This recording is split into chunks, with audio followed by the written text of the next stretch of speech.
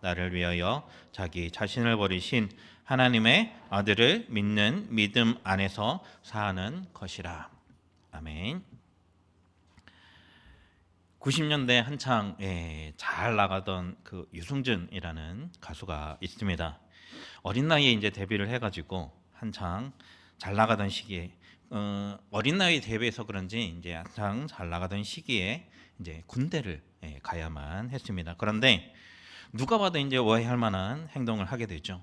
그것이 무엇이냐면 입영 통지서가 나온 상태에서 한국의 국적을 포기를 하고 미국 시민권을 취득을 합니다. 그래서 이 병역 기피 문제로 나라에서 이제 아예 입국을 금지시킬 조치를 하죠. 그 후로도 몇 번 이제 입국 허가 신청을 했었지만 계속해서 입국을 거부당합니다. 최근에는 이 비자 발급 거부 취소 소송에서 뭐 승소를 했다고 하는데, 그래서 이제 뭐 앨범 피처링으로 해서 이제 국내 활동을 시도를 하고 있는데 여전히 뭐 입국은 아직 거부당하고 있는 그런 상황입니다. 그 나라도 팬들도 이 사람에 대해서 입국 거부까지 하면서 왜 그토록 냉정했던 그 이유가 무엇이겠습니까? 바로 국민을 속였다라는 것에 크게 작용을 한 것입니다. 방송에서는 뭐 항상 이 바른 청년 이미지였고, 뭐 대한민국의 남자라면 군대를 갔다 오는 것이 당연하다 말했던 사람이고, 뭐 입영 통지서까지 받은 사람이 갑자기 이제 미국 시민권을 취득을 합니다. 아마도 이 세상에는 이 유승준과 같은 사람이 더 있을 것입니다. 다만 유독 이 사람에 대해서만 그렇게 냉정했던 이유는 이 사람이 가진 이미지 때문이다라고 생각이 되어집니다. 이 바른 생활 청년이었고, 뭐 해군 홍보대사에다가 더 중요한 것은 그가 독실한 기독교인으로 알려져 있다라는 것이죠. 가수의 생활을 하면서도 자신이 크리스천임을 드러내놓고 활동을 합니다. 무대에 올라가기 전에 멤버들과 함께 기도하는 장면이 뭐 TV에도 나오기도 했고요.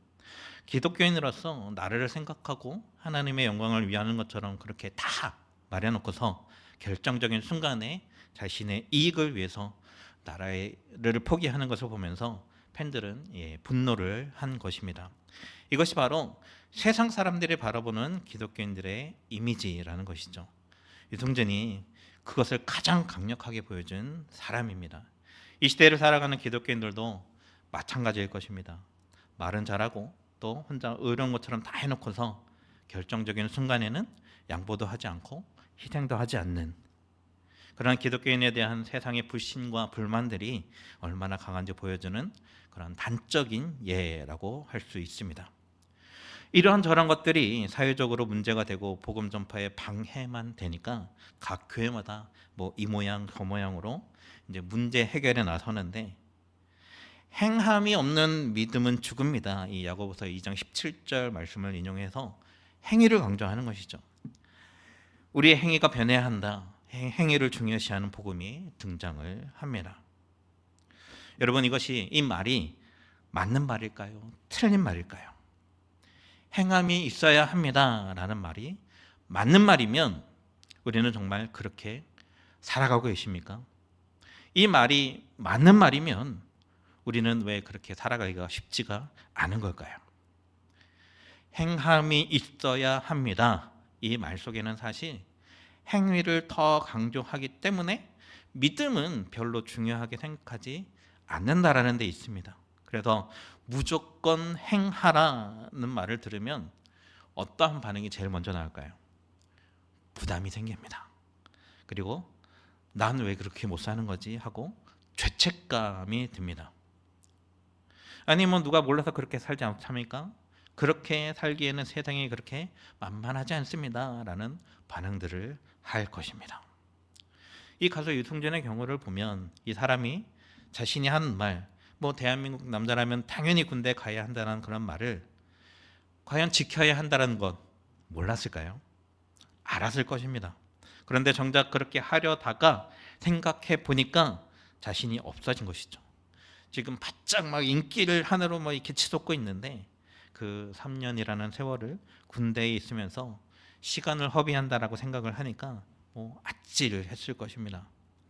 돈도 그만큼 벌 수 없고 군대에 갔다 오면 뭐 예전만큼의 인기가 있을 거라는 그런 자신도 없고, 결국 고민한 끝에 가장 쉬운 길을 선택을 합니다. 무엇이 옳은지를 알았지만 행동으로 옮기지 못한 것이죠. 우리도 마찬가지입니다. 행함이 없는 믿음, 행함이 없는 믿음이 죽은 믿음이다라는 것을 알면서도 왜 나는 행함이 쉽지 않은 걸까? 우리가 이 행위를 따지기 이전에 다시 한번 이 성경을 잘 보아야 할 것입니다. 행함이 없는 믿음은 죽은 믿음이다 라는 것은 행함으로 믿음을 증명해야 한다라는 뜻이 아닙니다. 믿음이 있습니까? 그렇다면 행함으로 믿음을 증명해 보십시오. 그래서 증명하지 못하면 행하지 못하니까 당신의 믿음은 가짜입니다.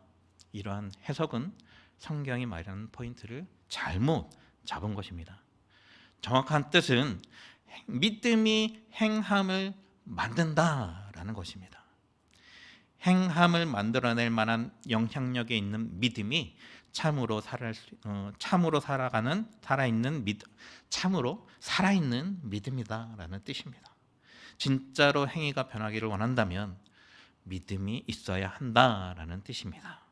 이 말씀이 언뜻 보기에는 행함을 강조하는 말 같지만 사실은 행위보다는 믿음을 더 강조하는 말씀이라는 것이죠. 달걀에는 유정란과 무정란이 있습니다. 과연 이 유정란 안에는 닭이 있을까요? 없을까요? 이 유정란 안에는 닭이 있습니다. 당장의 눈에 보이지는 않지만 결국에는 부화돼서 닭이 되는 것이죠. 마찬가지입니다. 이 참된 믿음도 그 안에 행함이 들어 있습니다. 행함이 지금 당장에는 눈에 보이지 않는다고 해서 믿음도 없다라고 말할 수 없는 것이라는 겁니다.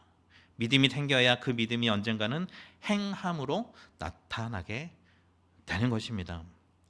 이 행위를 강조하는 변질된 복음을 이 성경은 갈라디아서 1장 6절에서 7절에 보시면 다른 복음이라고 말씀합니다.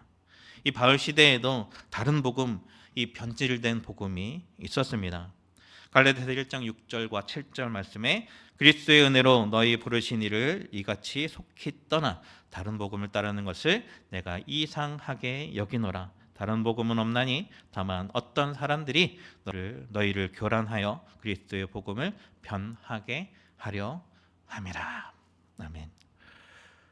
복음을 변질시키는 사람들이 있었습니다.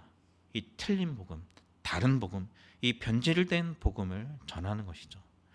믿는 것만으로는 부족하다라는 것입니다. 할례를 받아야 하고 율법도 지켜야 하고 그것이 다 돼야지 구원이 완성된다라고 가르칩니다.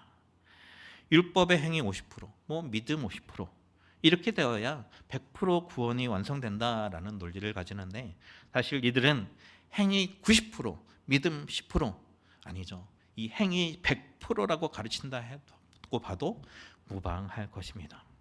이것이 바로 다른 복음입니다. 맞는 것 같지만 틀린 것이죠.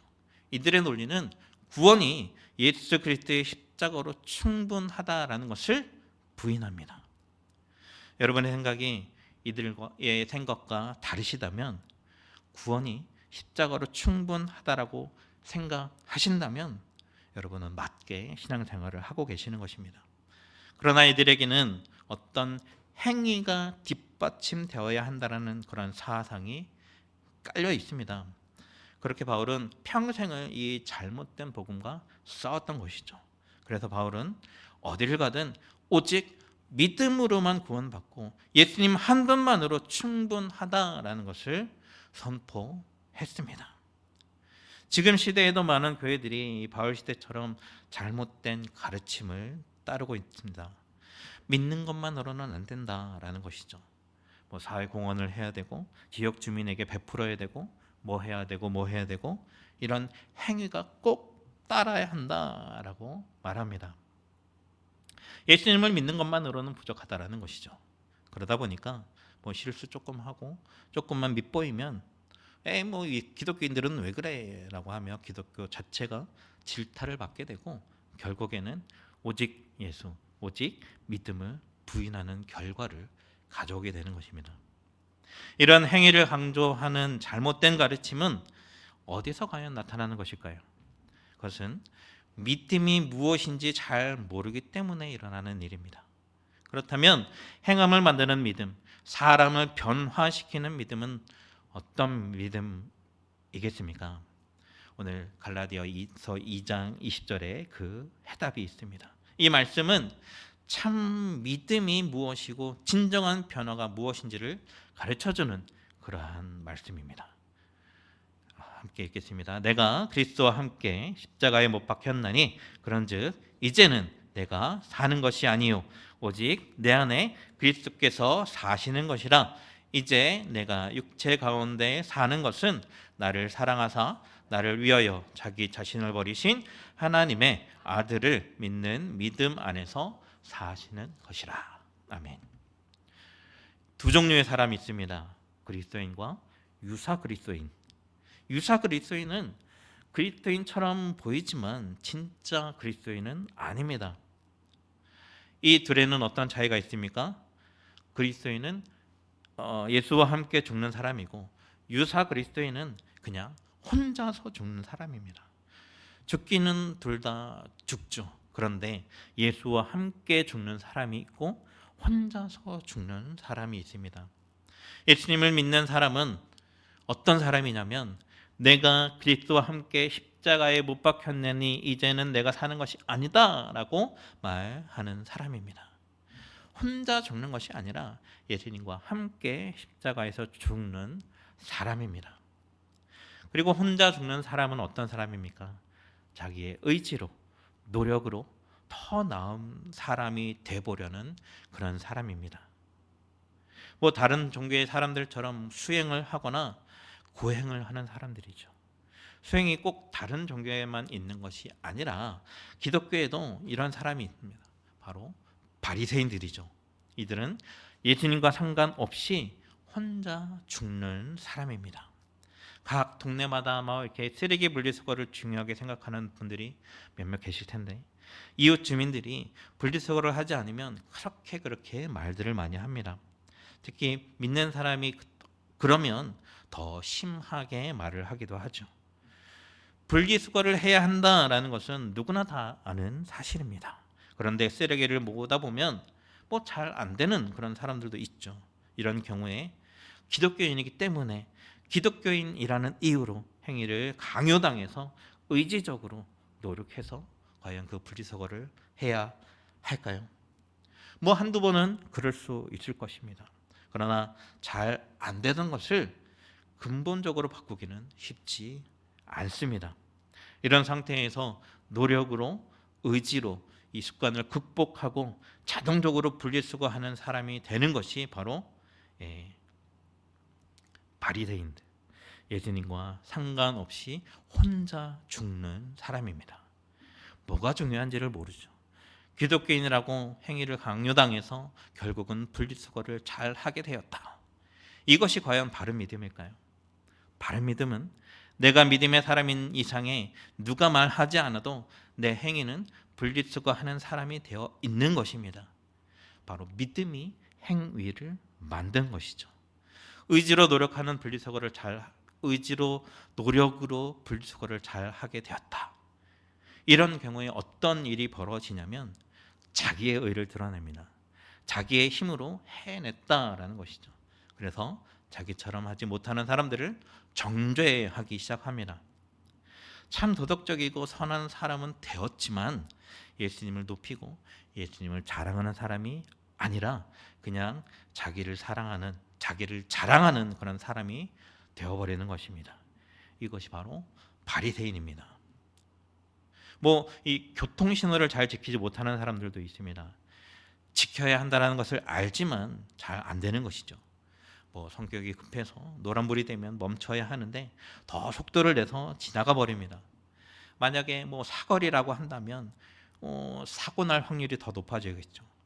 여러분, 이 크고 작은 사고를 당했던 사람들도 이것이 쉽게 고쳐지지는 않습니다. 이런 경우에도 노력으로 의지로 이 교통신호를 잘 지키는 사람이 될 수는 있습니다. 이것이 바로 예수님 없이 혼자 죽는 것입니다. 그렇게 되면 자기의 의가 드러나게 되고 지키지 못하는 사람을 판단하게 되고 정죄하게 되는 것입니다. 노란불이네. 어떡하지? 지나갈까? 그래도 나는 예수님 믿는 사람이니까 속도를 줄이고 서야지. 이거 누가 한 것입니까? 내가 한 것입니다. 내 의를 드러낸 것이죠. 그렇다면 예수님과 함께 죽는 사람은 어떤 사람입니까? 예수님을 내 주인으로 모시고 예수님에게 집중하는 사람입니다. 예수님과 함께 죽는 사람은 신호등이 노란불로 바뀌면 지나갈까 설까, 내가 그게 껴 있는데 어떡하지, 이런 판단하기도 전에 이미 정지선에 서 있는 사람입니다. 우리가 예수님께 집중하면 잘못된 습관으로부터 벗어나게 됩니다. 왜냐? 예수님이 내 안에 주인으로 역사하시기 때문입니다. 성격이 급해서 신호를 지키지 않던 사람이 예수님께 집중하면 차분해지고 여유가 생깁니다. 이런 사람은 자기를 자랑하지 않습니다. 주인이신 예수님을 자랑합니다. 이것이 바로 예수와 함께 죽는 것입니다. 이렇게 변화를 경험할 때 그 변화는 자신의 의지나 노력으로 된 것이 아니기 때문에 자기의 의를 드러내거나 다른 사람을 정죄하지 않습니다. 오직 예수님만 높이고 찬양하게 됩니다. 이 둘의 차이가 또 있는데, 그리스도인은 내 안에 예수가 사는 사람이고, 유사 그리스도인은 내 안에 내가 사는 사람입니다. 바울이 한 말 중에 그런즉 이제는 내가 사는 것이 아니요 오직 내 안에 그리스도께서 사시는 것이라 라고 했습니다. 겉보기에는 똑같습니다. 도덕적인 삶을 살려 하고 선한 삶을 살려고 합니다. 그러나 그 중심에는 예수가 있고 없고의 차이가 있는 것이죠. 앞서 유승준의 경우를 보면 그 사람은 나라를 생각하고 하나님을 위해서 살고 싶었습니다. 그러나 할 수 없었습니다. 왜냐? 자아가 살아있기 때문이었습니다. 그 안에 예수님이 살아있었으면 병학 의무도 다 했을 것이고 인기도 계속해서 누리고 있었을 것입니다. 그러나 결국 그 안에 자기가 살아있어서 실패를 한 것입니다. 신앙생활도 내가 하는 신앙생활이 있고요, 예수님이 하는 신앙생활이 있습니다. 예배드리고 교사로 봉사하고 찬양대도 섬깁니다. 이거 다 내가 할 수 있는 것이죠. 내 힘과 내 의지로 할 수 있는 것들입니다. 이런 경우에는 어떤 부작용이 생길까요? 알아주지 않으면 마음이 상해버립니다. 또 상황에 따라서 열심을 냈다가 또 시들어 버렸다가를 반복합니다. 처음에는 열심히 하는 것 같은데 점점 지치고 흥미를 잃고 이것 왜 하고 있나 라는 생각이 들기도 합니다. 잘해도 내 실력 이상으로 더 잘할 수는 없게 됩니다. 그 사람에게는 사람을 살리고 치유하고 회복하는 하나님의 능력과 역사가 나타날 수 없게 됩니다. 그것이 다 내가 하기 때문이죠. 내 실력 이상을 뛰어넘을 수가 없고 잘 해봐야 내 수준인 것입니다. 그러나 내 안에 예수님이 하면 다릅니다. 예수님이 하면 후유증도 없고요, 잘하면 주님을 높이고 못하면 그냥 겸손해집니다. 자신을 원망하거나 자책하지도 않습니다. 남들이 알아주지 않아도 전혀 신경 쓰지 않습니다. 예수님이 내 안에 역사하시는 것만으로도 충분하다라고 생각을 합니다. 예수님이 하시면 나보다 훨씬 더 잘 하십니다. 또 놀라운 일이 일어납니다. 사람이 변화되고 또 치유되고 회복되는 역사를 경험하게 됩니다. 내가 하는 것이 아니라 예수님이 하신다라는 것을 알기 때문에 어떠한 일의 결과가 잘 돼도 절대 나를 높이지 않습니다. 오직 예수님만을 높이고 예수님을 찬양하게 되는 것입니다. 예수님께서 우리에게 새로운 삶을 사는 길을 열어주셨습니다. 이전과는 다른 삶이죠. 완전히 새로운 삶입니다. 바울은 오늘 말씀에서 그러한 삶이 바로 믿음을 통해서만 가능하다라고 말씀하고 하고 있습니다. 이제 내가 육체 가운데 사는 것은 나를 사랑하사 나를 위하여 자기 자신을 버리신 하나님의 아들을 믿는 믿음 안에서 사는 것이라. 아멘. 믿음이 무엇이라고 말하고 있습니까? 예수님을 믿는 믿음 안에 사는 것이 믿음이다. 예수님을 지속적으로 바라보는 고 집중하는 것이 믿음이다. 이 믿음은 내 안에 나는 죽고 예수가 사는 믿음입니다. 내 안에 예수님이 사는 삶은 이전에 내가 살았던 그런 삶과는 완전히 다릅니다. 신앙생활은요, 결코 무거운 짐이 아닙니다. 자유의 삶입니다. 억지로 사는 삶이 아닙니다. 진심으로 우러나와서 기쁨으로 사는 삶입니다. 겉은 기독교인이면서 속은 세상 사람과 같은 이중적인 삶이 전혀 아닙니다. 믿는 대로 행하고 행한 대로 믿는 것이 바로 신앙 생활입니다. 이 믿음은 우리에게 큰 변화를 가져옵니다. 이전의 습관은 버리고 새 사람이 되는 것이죠. 고린도서 5장 17절 말씀 보시면 보라 이제 새 것이 되었도다. 이 말씀처럼 조금씩 나아지는 것이 아니라 완전히 새로운 사람이 되는 것입니다. 내가 더 나은 내가 되는 것이 아니라 나는 죽고 예수만 사는 것입니다. 이것이 바로 변화입니다. 같은 연애이지만 믿음으로 전혀 다른 삶을 사는 사람도 있습니다. 어떤 일간지에 실린 이 방송인 정선희 씨의 인터뷰를 보시면 신앙 이야기는 단 한마디도 나오질 않습니다. 그런데 이분이 드디어 예수님 안에서 길을 찾았다라는 것을 느낄 수 있는 대목이 있습니다. 남편이 자살을 하고 후에 방송은 복귀했지만 말 실수로 인해서 대중의 질타를 받고 아주 힘든 삶을 살게 됩니다. 믿는 사람이지만 어딘가 모르게 막 불안해 보였습니다. 믿기 때문에 빈틈을 보이면 안 되고 완벽한 삶을 살아야 한다라는 그런 압박감이 그에게 있었습니다. 이분이 말하기를 좋은 사람이라는 평가에 집착했고 누구에게나 좋은 사람으로 보여지고 싶었고 아무래도 보여지는 직업이다 보니까 남의 시선을 의식했다라는 그런 말들을 했습니다. 신앙인이기 때문에 극복했다라는 것을 보여주고 싶었던 것이죠. 그러나 지금은 편해지고 여유로워졌다고 인터뷰하면서 다 내려놓았는데 내가 내린 것이 아니고 남이 내려주었다라고 인터뷰를 합니다. 그분이 누구신지 아시겠습니까? 내려주신 그분이 바로 예수님이라는 것을 알 수 있습니다. 이것을 바꿔 말하면 예수와 함께 죽고 예수와 함께 사는 삶이 무엇인지를 알게 되었다라는 것이죠. 그 인터뷰 마지막에는 요즘에 하나님께 기도하면서 이렇게 막 행복해도 괜찮은지 물어보고 있다라고 했습니다. 사랑하는 성도 여러분, 우리가 믿는 예수님은 놀랍고 위대하신 분이십니다. 우리가 생각하는 것보다 더 대단한 분이십니다. 저와 여러분은 지금 그분을 가슴에 품고 있는 것입니다. 불을 품으면 가슴이 뜨거워지는 것처럼 예수님을 품는 사람은 예수님처럼 되는 것입니다. 그것이 바로 변화입니다. 우리에게 변화란 더 나은 사람이 되는 것이 아니라 누구를 닮아야 합니까? 예수님을 닮는 것이 바로 변화입니다. 저와 여러분 모두가 이 바울처럼 이 고백을 할 수 있었으면 좋겠습니다. 우리 함께 갈라디아서 2장 20절 말씀을 한 번 더 읽고 말씀을 마치도록 하겠습니다. 함께 읽습니다. 내가 그리스도와 함께 십자가에 못 박혔나니 그런즉 이제는 내가 사는 것이 아니요 오직 내 안에 그리스도께서 사시는 것이라.